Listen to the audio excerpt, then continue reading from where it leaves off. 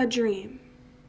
Outwardly, it's a natural moment of simplicity, a place where a person can be alone in their thoughts, their body and their consciousness aligned into a single space of serenity, of nothing, an empty plate, you could say. My plate, however, is always full.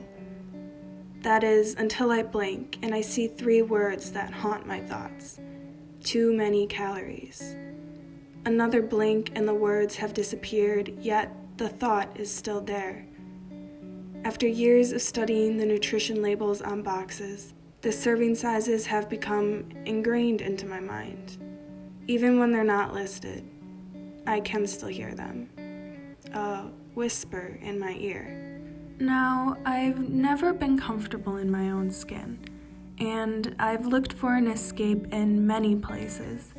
I thought memorizing calories and controlling what I eat on a daily basis would solve this issue, yet I still find myself turning in my seat.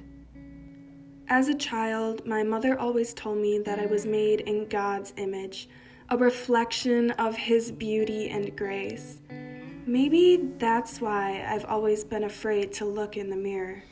I find that in an attempt to compare myself to a being of divinity, I fall short every time.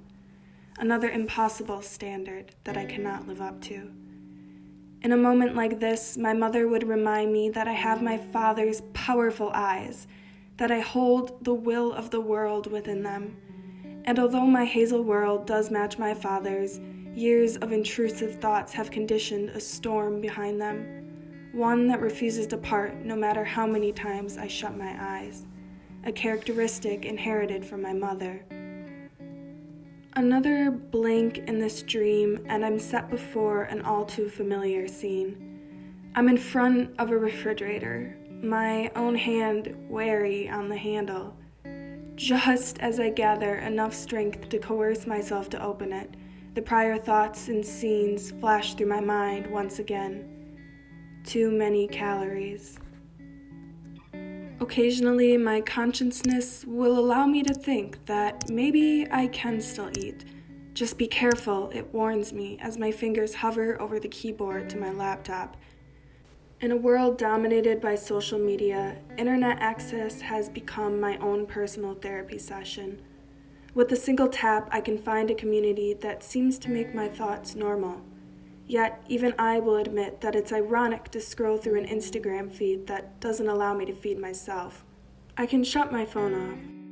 The screen will go dark, but the thoughts will not.